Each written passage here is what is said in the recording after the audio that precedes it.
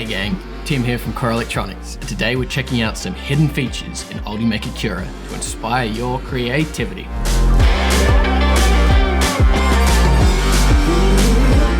For those who first stumbled across Cura, Cura is a software to turn your computer CAD files into a recipe for your 3D printer to follow. I've trawled through all the hidden features in Cura and found the ones that have inspired me. So this will be a multi-part series just because there's over 400 unique settings within Cura and quite a number of them have actually got my creative juices going. So I'm going to talk about each feature, demonstrate examples of the prints using these features, explain how to set up Cura and your 3D printer to get the best possible results, and some of the ideas that it has inspired me to create. So as a quick preliminary, to unlock these features, let's jump into Ultimaker Cura. So if any of the following features excite you and you want to make them visible in your software, go to the top toolbar, go down to Configure Setting Visibility, then find the particular setting in the list down here. Once you've clicked its checkbox, you'll then be able to find them in the Cura Custom Settings. To get into Cura Custom Settings, click over here and then click on Custom. And then your particular mode will be under one of these headings. So let's start with wireframe printing, which is an amazing feature which prints interesting and intricate three-dimensional wireframe objects. These wireframe objects will be one layer thick to produce highly complex designs from even the most simple CAD models.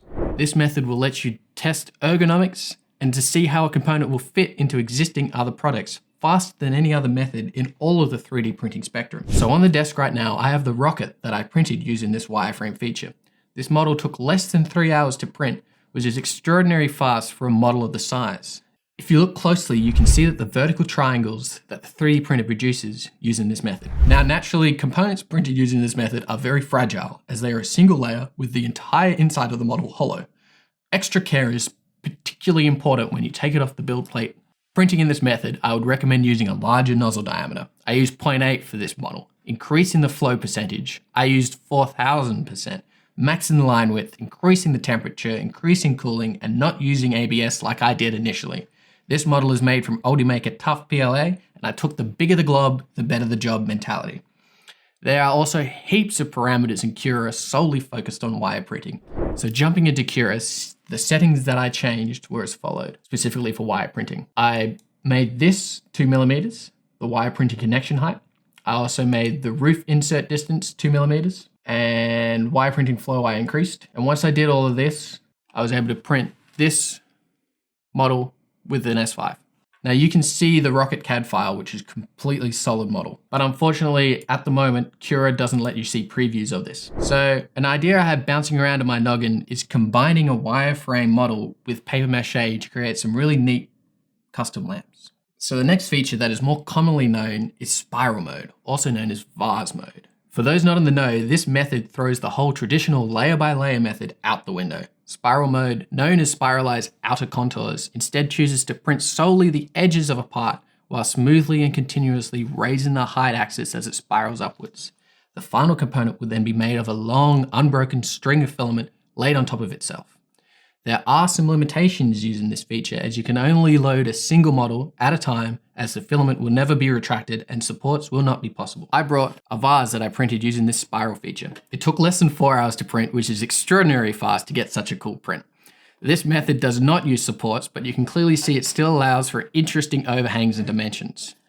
It has made the perfect place to store my pens and is significantly stronger than a wireframe model. To remove the layer lines, a vapor bath would enable a gorgeous final finish on these models. Jumping into Cura, you can see that it previews correctly,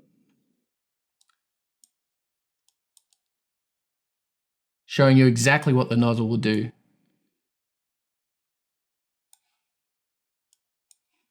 You'll find it under Special Modes heading in the Custom Settings option. I used a 0.8mm diameter nozzle, and because of this model circumference being quite small, I slowed the print head movement by 20% just to ensure that each layer correctly bonded to one another.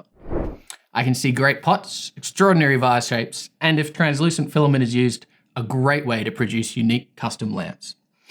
So the next feature that really got me thinking was molds in Cura. The ability to quickly and easily make negatives of CAD designs is really an excellent hidden feature in Ultimaker Cura. This feature will print the selected model in a negative with a wall surrounding it. This negative can then be used as a mold to produce casts from it. So on the desk is a mold I created using this feature for a gear. This, in combination with a lubricant, clamps, and a casting material, has the capacity to produce many casts of this gear. I produced this using a fast setting with a 0.4mm diameter nozzle and tough PLA. So jumping into Cura for this model, it is very easy to implement this feature. So you'll find it over here under special modes, once you've unhidden it. And it will preview like it should. So over here, you can see exactly what the nozzle will do, exactly how it will print for each and every layer. And this feature is very easy to implement on your design, and it shows the results in the preview. So important features associated with mold features are the minimal mold width, which determines the minimum width of the mold. We have the mold roof height, which determines the height of the mold above the horizontal parts of your model. And finally, the mold angle, which determines the maximum angle the mold may make outside of the mold, which, if done correctly, can be implemented in such a way that no supports are needed on the outside of the mold. When crafting molds, it is crucial to spend some time considering whether the printed mold part will be single-use mold, after which it will be destroyed once the cast is solidified, or a clamshell type mold, which will have multi-use, as you can see on the bench. It is then worth thinking about overflow channels, locating pins, and pouring basin locations, particularly if it's a reusable mold. Silicone rubber and plaster of Paris are both excellent materials that can be used to filter plastic mold and produce very pleasing final components. So, a world of opportunity opens up using mold features, allowing small-scale production as well as large potential for material selection. The final and last interesting hidden feature we'll talk about in Cura is fuzzy skin. This setting will turn the surfaces of your model knurled and bumpy, giving it a pleasing, furry-looking appearance, like a shag carpet, or in this case, the coat of a mini schnauzer puppy, as you can see right here by this model. So this model was printed using fast settings in Cura with a 0.4mm diameter nozzle using tough PLA. So this setting's perfect for creating models with hairy looking skin or creating designs with improved ergonomics at locations where it is gripped. So it is an immensely easy feature to implement on your CAD models. So by default, this setting will be applied to all the outside surfaces, but the exact location of the fuzzy skin can be adjusted in settings or by overlaying models, and I found it immensely easy to implement and use. Jumping into Cura, there are parameters to adjust both the density and thickness of the textured appearance, which you can see over here under the experimental setting. This is a really neat feature, which effects can be seen in the preview view before printing, giving you a better idea of how your component will turn out. Now, there are a number of hidden features in Cura that I couldn't fit into this video. A new video will be on the way talking about more of these, but if you can't wait, there is a write-up of this topic on our Core Electronics website. Hopefully this has been helpful and inspired your creative juices. Until next time, stay cozy.